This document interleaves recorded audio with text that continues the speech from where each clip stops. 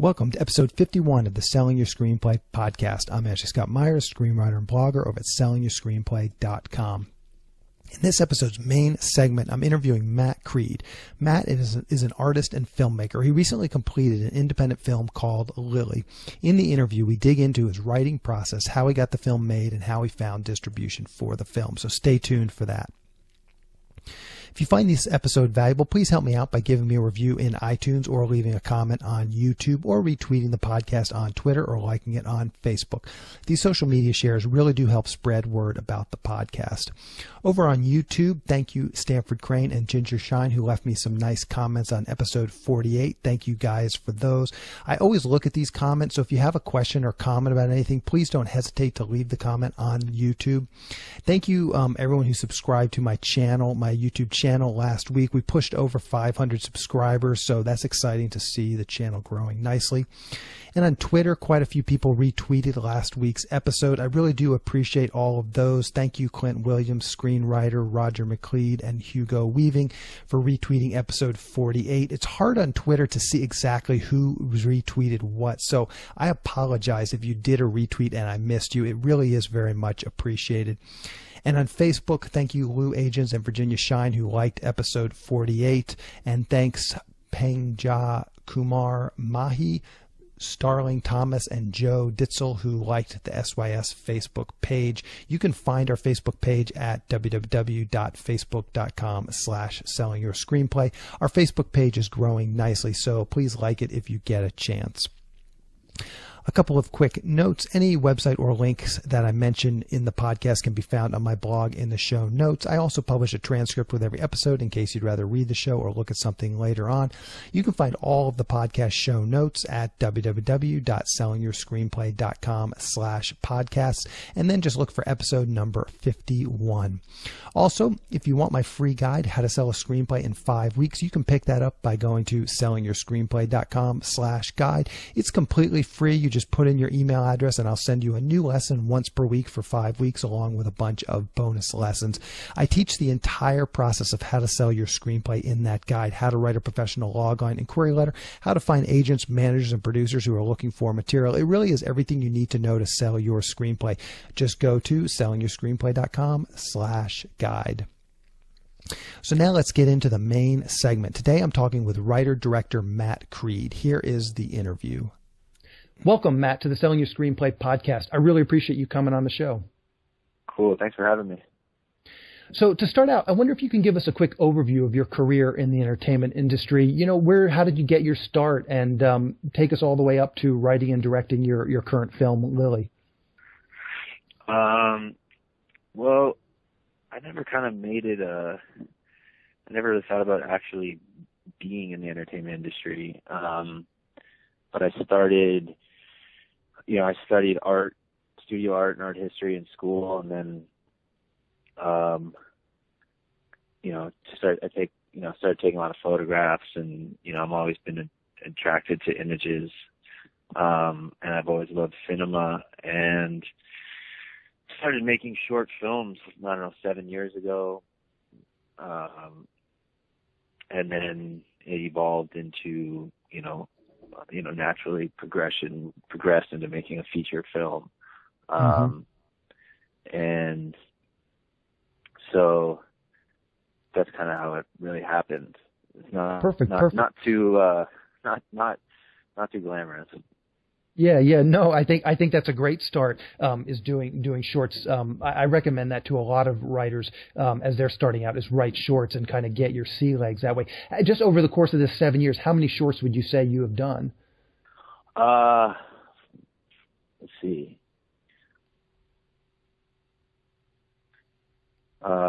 Maybe, I don't even know, but maybe 7, 8 shorts, something like that. Yeah. But a good number. And what did you, when you were finished with these shorts, did you submit it to film festivals? Was there any kind of, marketing with them? Did you try and do something? No, honestly, I had no idea how any of it worked. I came from more of an art world background and still do. So I don't really know. I didn't really understand. I didn't even understand what film festivals were, or to submit to them, what that meant. So no, I would just make them, put them online actually. And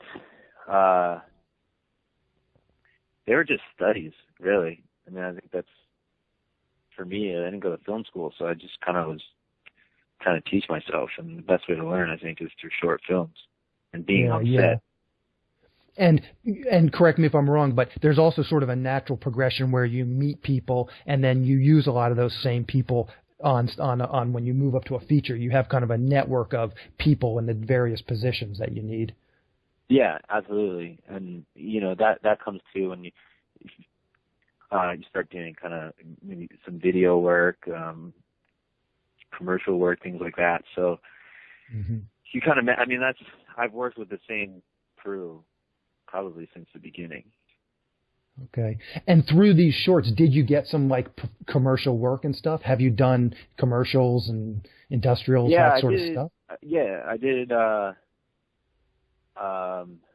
was for a bit, and then I stopped because I wasn't into it. And I wanted to, be a narrative filmmaker. So I did. I got a good amount of work for a bit. Got also writing commercial spots and creative directing and producing things, and kind of fell into that, and I made a decent living. But then I stopped doing it and just focused on writing feature length scripts, and ultimately to direct. And so I did that for 2 years, and then I made Lily. And how many feature scripts did you write in this 2-year period? 3. Okay. And did you try and get those produced, or you knew? I mean, something like Lily. One of them I did. Two, most, a couple of them will never ever see the light of day. Probably delete them off my computer.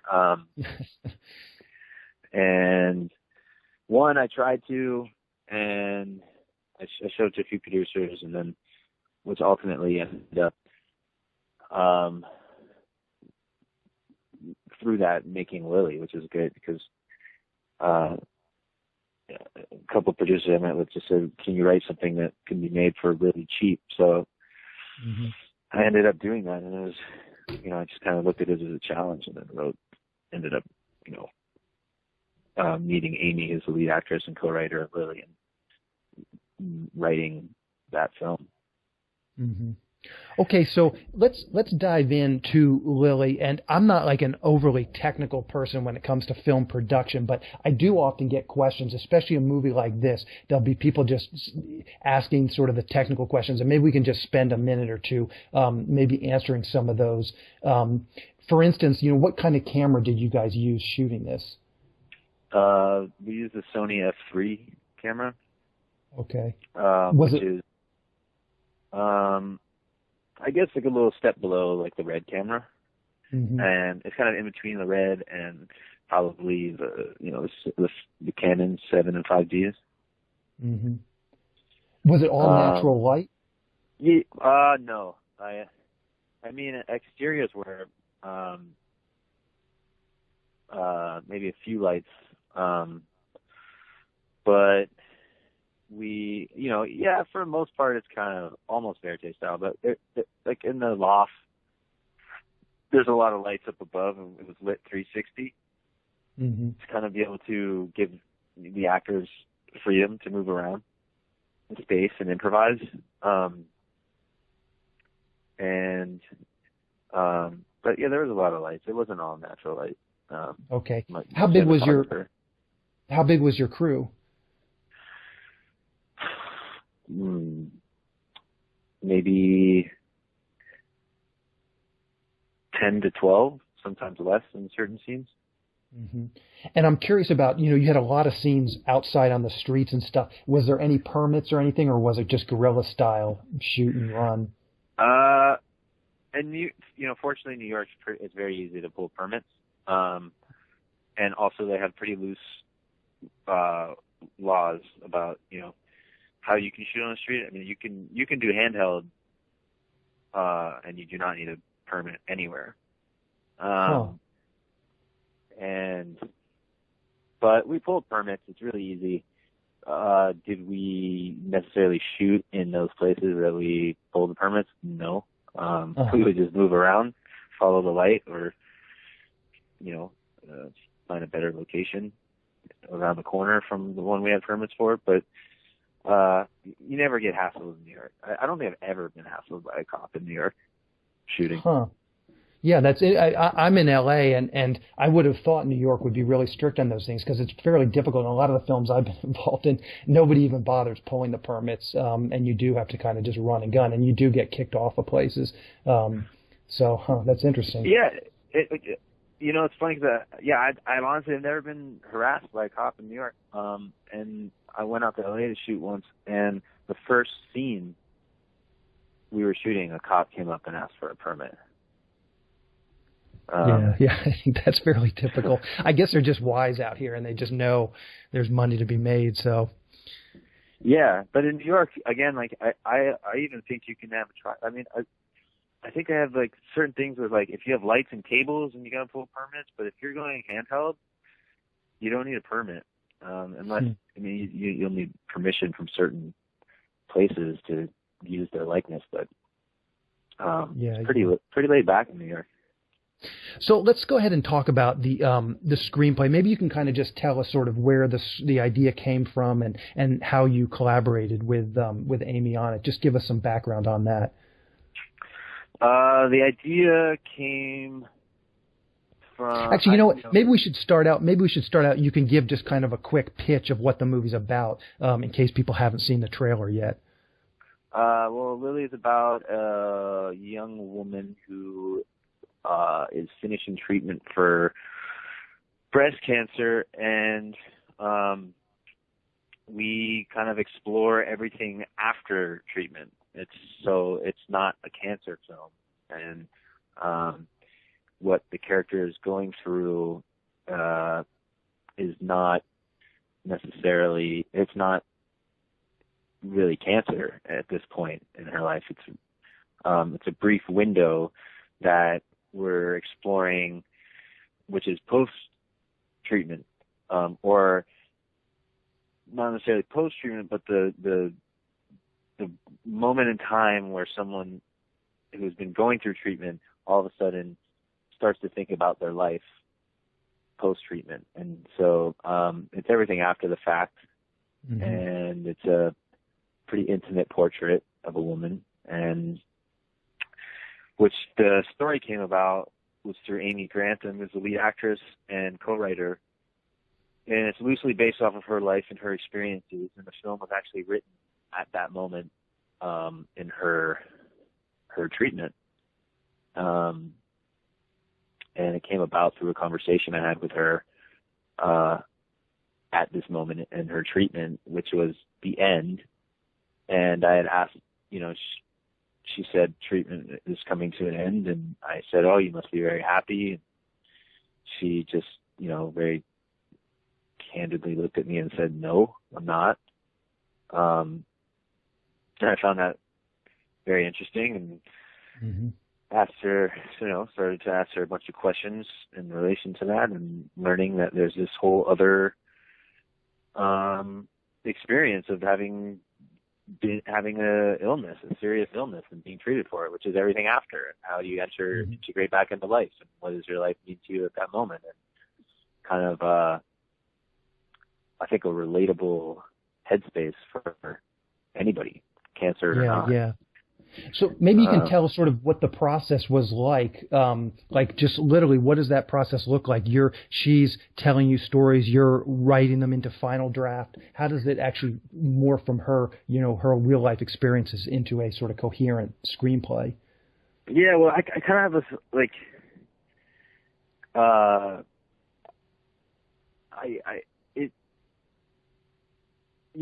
from having that idea of being like, okay, we're gonna, when I figure out what I want to write a story about, I then kind of just start rifling off with a bunch of scenes, like writing down a bunch of scenes that could possibly turn into a story. And so, yeah, I met up with Amy, and we would talk for hours and hours and write down, kind of moments that would be scenes, and kind of string them together and kind of write, we'd just write these scenes and put them together, and eventually it made up a whole screenplay. Mm-hmm. And what does the script look like? Like right, the day before you start shooting, how much of the script is complete? You mentioned like giving the actors room to improvise. How much is on the page, and how much are the actors improvising? A lot is off the page, but the core and bare bone, like the core of the scene, is on the page. So to give you an idea of something, that we wrote this script, in the first few drafts were like 90 pages, something like that. And a good friend of mine had read it and told me, he said, the next draft I want it to be 50 pages. And he said, you should be able to say everything that you can possibly need to say or express in those 50 pages. And I thought about it for like a day and was kind of bummed out, and then woke up the next day and called Amy and said, okay, we gotta meet. And she was like, yeah, we gotta meet. We did. We got down to 53 pages. And was it cutting actual story beats out, or was it just condensing your style of writing? It was cutting like the fat. It was just getting rid of a lot of like, when you read screenplays, it's like, you give the action, they walk in a room, it's like, hi, how are you? You don't, like, for me, you don't need that in a script. I think you can explain a lot in an action, character walks in a room, they say hi, you get it. Then you can just dive into what needs to be said. So right there, it trims so much fat off of the script. And so there's a lot of that, and then a lot of taking out scenes, and then ultimately, when we got down to that, we got it, we then kind of went back and added some things and expanded upon some things. And our actual shooting script was only like 68 pages. But that's how I, when I write, I know, my style as a director, where something on the page is like one sentence can end up being, like 5 minutes, in the actual film. So I kind of have that in mind when writing. I know a typical screenplay is supposed to be 90 to 120 pages, but if I were to shoot a 120-page screenplay, the rough cut would probably be like, over 4 hours. Yeah. So let's just talk about sort of, and we can sort of apply it to Lily, but in general terms. I mean, it's a very subtle film. There's a lot of nuance to it. And I've read enough scripts, and I've been to enough film festivals. I've seen enough of these art house films to know that a lot of these films don't work, and they just, bore me to tears. And I really feel like you pulled it off. The litmus test for me watching a movie now, it's like I have 2 young kids, and by the time I get into bed, I am absolutely exhausted. And if I can watch a movie in one sitting, it's a major accomplishment. And it only happens maybe 4 times a year. And I watched this in one sitting. So even though it is very subtle and nuanced, it kept my interest. And I'm really curious to hear maybe just some tips about, this is what a lot of screenwriters want to write, these sorts of, interesting, subtle character studies. And I wonder if you just have some sort of tips about pulling out those interesting moments and what your thoughts are on structuring a movie like this is. Oh man, it is a really good question, but I'm afraid I'm not going to be able to I'm going to try and answer it, but well, maybe I can. I'm very hard to. I'm not the most articulate person, because in a sense that's how. The best way for me to describe it is it all goes back. It's music for me, and I I'm really interested in like, I really like psychedelic music, really moody psychedelic music. And some of those songs are very they're super melodic, and you don't really have to pay attention to what's being said so much, but the vocal melody is in line with like musical melodies, and the harmonies, everything kind of blends together, but it'll draw you in. So when I make films, I kind of approach it from that perspective in a sense. It's also like classical music is like that, where you can be moved without anyone having to say anything. So dialogue immediately takes a backseat for me, and I try to kind of express the emotion through circumstance as much as possible. And so when writing, I never write in a 3-act structure, and I kind of allow the character's emotions to kind of propel the story. Mm-hmm. And so I think, I wish I had such a better answer, but well, let me push you a little bit on. Let me just push you on a little bit on some of this, because one of the things that I noticed, and one of the things that for me made the movie work. I mean, you just mentioned like you don't necessarily think in the terms of the 3-act structure, but as an example, the thing with her father, it has a 3-act structure, and when I say 3-act structure, all I mean is beginning, middle, and end. And the father thing clearly had a beginning where the doctor says you need to tell your dad. There's a middle where she's wrestling with the decision about telling her dad, and then there is the end where she goes and actually tries to tell her dad. So there is a clear delineated structure, and I think that you did that in quite a few things. I mean, the relationship with the boyfriend, you have some closure on that by her looking at the apartment. So, and what's interesting, I read another interview that you did, and you said, well, there were some things that were in Amy's life, and there were some things that were changed. And, these are two examples of things that you changed for the movie, is that in the real life, Amy did not break up with this older man boyfriend, and she did not go and try and tell her dad. And so I think it's interesting that you made those changes, because to me, those changes actually give it that sort of narrative focus and narrative momentum that makes it sort of cohesive. So maybe you could walk us through that process of making those decisions. How did you decide to change Amy's real life for the movie? Why did you make those decisions? Yeah, well, I did make those decisions and for the narrative. So you are correct in that. When we were writing, and I was using things from Amy's life, more sense to make those decisions where it was opposite very opposite from what her life was. That was more about acting, because I knew Amy was going to play this character really early on. So it was important to me that she for things to not be too close and to her life. So it was a decision very towards the end. It was up in the air. Does she leave him? Is she gonna, or does she stay with him? While in the film, we imply it, but there's no resolution to it. But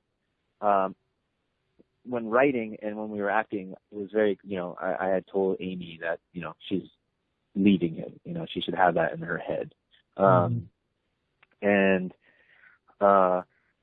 So how could we tell that in the script without having to actually say it, which is just showing her looking at an apartment. So I guess those are things that I like to do. They're like clues, It's like, I don't have to say she's leaving him, but I can imply it, right? I can just show it by putting in this fact that she's just going to go look at the apartment, and maybe people get it, maybe people don't. Like, some people don't get it, and some people do. But it is trying to write without. The most important thing for me is trying to write without having to say anything, and those are the kind of films that I really love. more recently is a film like Ida. I don't know if you had a chance to see that. I have not. The way that narrative's told, I think, is brilliant. Like, you know, and it's in a sense a lot like Lily, where these well, I'm not saying Lily's brilliant, but I'm just saying that it just leaves clues as to what's happened, and they give you just enough to kind of fill in the backstory, but they don't actually tell you what goes on. And that's something I'm really interested in exploring in narratives and writing scripts, is that how can you put scenes? It's telling a story mostly through circumstance. Does that make sense to you? Yeah. No, this is all fascinating stuff. I think it's interesting just hearing sort of your decision-making process, because as I said, I think that there were some interesting decisions made, and maybe it was more intuitive than it was necessarily conscious. I'd be curious to hear some of your thoughts on another thing that I thought this movie did well was, and again, you kind of mentioned in some of the other interviews that I saw published that you did, you pepper in these sort of details of surviving cancer, and they're details that, I mean, unless you've actually gone through it, they kind of are surprising. And I'm curious, there must have been a bunch of things that Amy told you that you deemed not as interesting and maybe didn't include. And so I'd be curious to, again, walk through sort of this process of how you decided what details made it into the movie and what didn't. And a great example is at the end of the movie, you know, she's got the magic marker on her breast and she washes it off. And it's like, that's not something it would be very difficult, like as a writer, to think that up if you hadn't actually gone through that process. And it doesn't surprise us. It surprises us, but it surprises us in a way that kind of makes sense. So I'm just curious to hear sort of your thoughts on the trimming process and how you decided what details to use and how you decided what things were interesting and what things weren't interesting. Yeah, it was hard because there's a lot that I think there's a lot that Amy would have liked to include into the film, but obviously you only have 90 minutes. It's the hardest part of filmmaking, is trying to tell that cohesive story in that amount of time. And so when we were cutting, and even in the writing process, you do have to make those decisions to be like, okay, well, we don't need this because it's addressed in other areas of the film. So we would cut those scenes out. And I think that, like, specifically that marker scene that you're talking about, there was all these little things that she would tell me, like even the aloe, you know? So like what she's putting on the aloe, the marker, showing the radiation burn. These are things I'd never seen in a film, and in a cancer film. So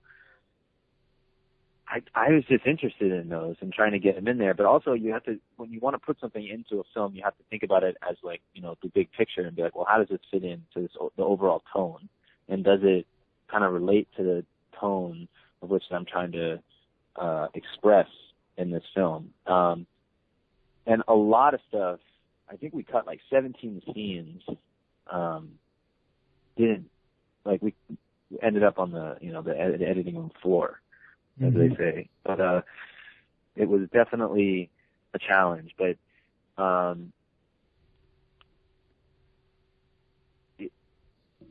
it's just trying to find that tone and that kind of and make sure everything kind of relates to that tone and to the overall idea of what you're trying to explore.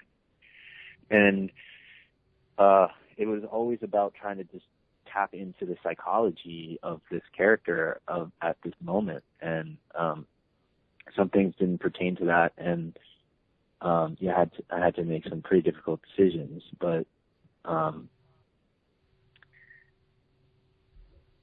hope that did answer your question. Yeah, no, absolutely. So let's just talk sort of in broad strokes. When doing a movie like this, what are you sort of trying to accomplish, as an artist, as a, filmmaker? Are you looking to do bigger budget films? You just look at this project as beauty is its own excuse for being. What are you kind of looking to do with something like this?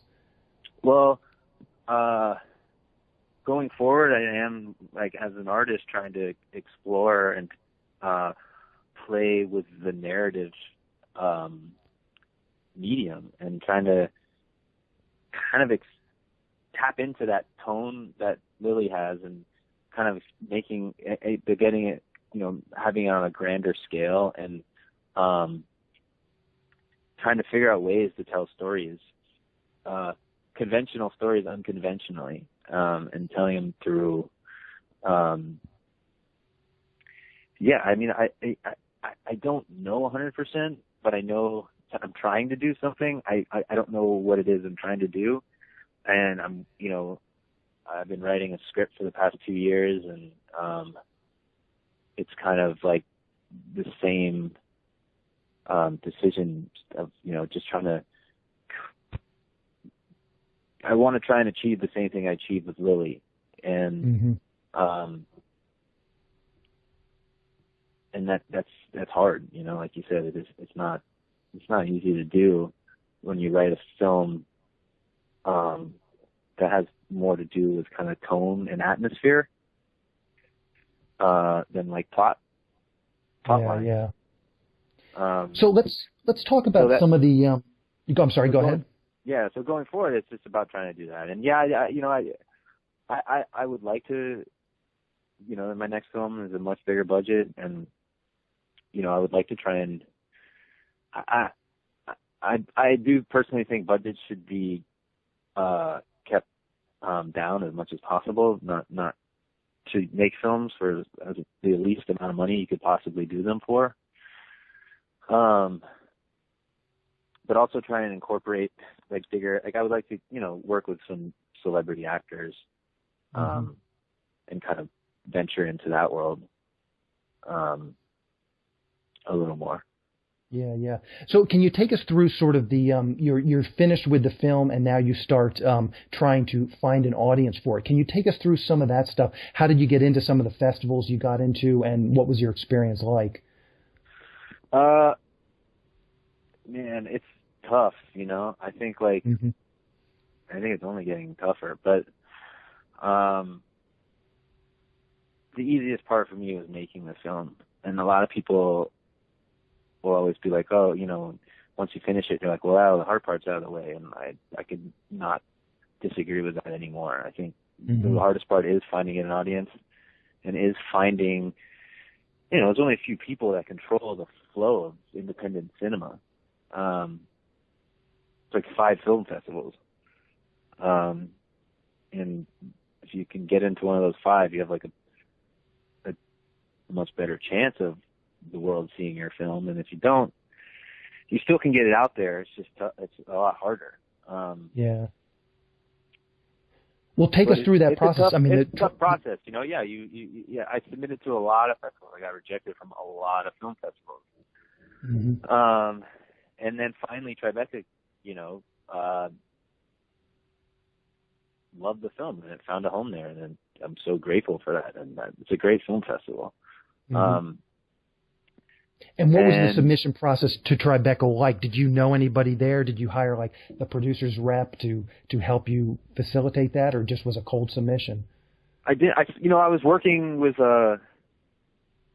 Alex Orlovsky and Hunter Gray, who produce a handful of great films. And they knew a lot of people, but and they had a lot of experience submitting films, and but Tribeca came about. They emailed me out of the blue and said they had heard about the film through someone, and we were actually just about to submit to them. So it was kind of crazy. And so then, I sent them the film, and they loved it, and they loved it enough to put it in competition, which was great. And you have no idea how they heard about it originally? No idea. None. I don't know. They don't like to reveal their sources. But yeah, they had heard about it, and thankfully, and loved it, and they got in, and once you get into a festival, like kind of one of the bigger festivals, then like, you know, once they released like the lineup, I was getting emails like, you know, from all sorts of festivals to submit, and and then yeah, we went to Nantucket with it, and Deauville Film Festival in France, which was like such a surreal experience.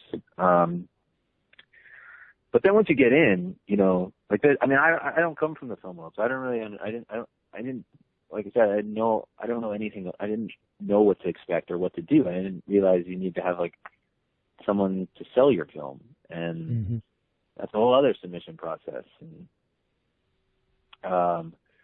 couldn't find anyone to sell the film, so I get into this great festival. I get into competition. I feel I'm on this like kind of high about that, and then all of a sudden, like, oh, now I got rejected from all these like, you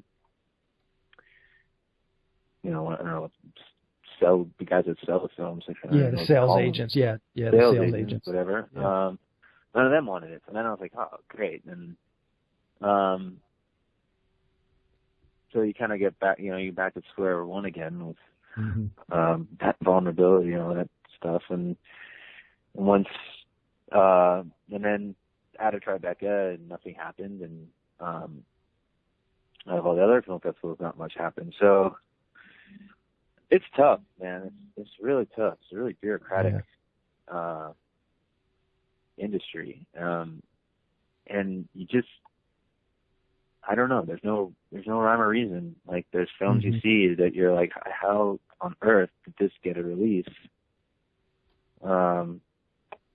And your film didn't. Yeah. So there's a lot of ego involved.